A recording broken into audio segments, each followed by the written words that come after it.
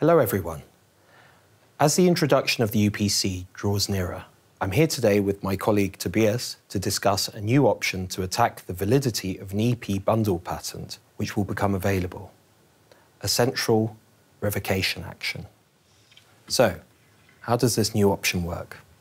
The Unified Patent Court, once in existence, will have competence for both Unitary Patents as well as European bundle patents which have not been opted out. So it will soon be possible to request central revocation of a Unitary Patent at the UPC. Also, a decision on validity of a European bundle patent which has not been opted out can be requested at the UPC, and this decision will take uniform effect for those currently participating 17 member states in which the patent has been validated. Right, because up until now, the only central revocation system available was the EPO opposition proceedings, and this could only be filed within the 9 months after grant of the patent. So the new central revocation system before the UPC doesn't replace EPO opposition proceedings, but rather filing is possible at any time, even during the 9-month period of opposition before the EPO. Correct. The question is, will we see whether oppositions are in fact replaced by UPC revocation actions? This is, in my view, indeed a possibility. Currently, what we see in some industries that oppositions are frequently filed, even for patents of competitors that may in the end not be a real roadblocker. However, we do not see that national revocation actions are started proactively, meaning that they are started without being infringement proceedings already pending based on this patent, or at least the patentee having threatened a third party to use this patent for infringement proceedings.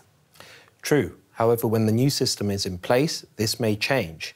Given the parties' familiarity with EPO opposition proceedings, I'd still expect this to be the preferred choice for most cases. But there may be certain cases where a central revocation action before the UPC may be preferable. What sort of situations could these be? Well, in the first place, an attacker may want to rely on a ground that is not available for opposition proceedings before the EPO.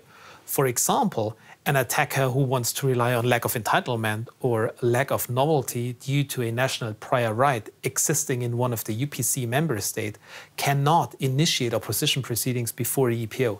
This party may immediately turn to the UPC. Secondly, some parties perceive the EPO as too patentee-friendly on inventive step.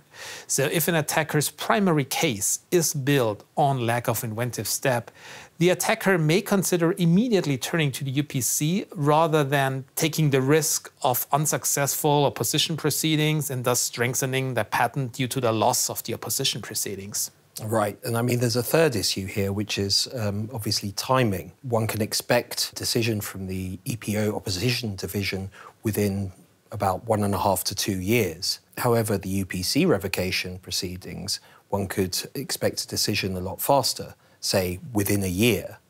So, assuming that speed is of the essence, then a party may directly turn to UPC revocation action. Correct, Henry.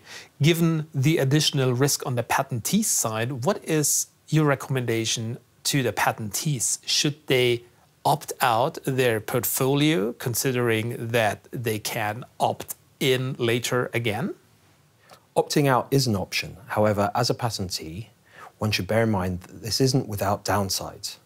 Apart from the administrative hassles, once a patent is opted out, a third party could force a patentee out of the new system, for example, through initiating a national declaratory action for non-infringement.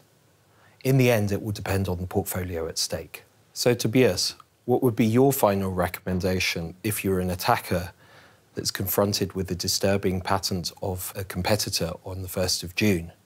Would you rely on EPO opposition proceedings, or would you file a UPC revocation action if the patent is opted in?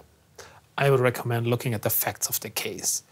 The EPO opposition proceedings is a very stable and, in most cases, cost-efficient approach of attacking patents.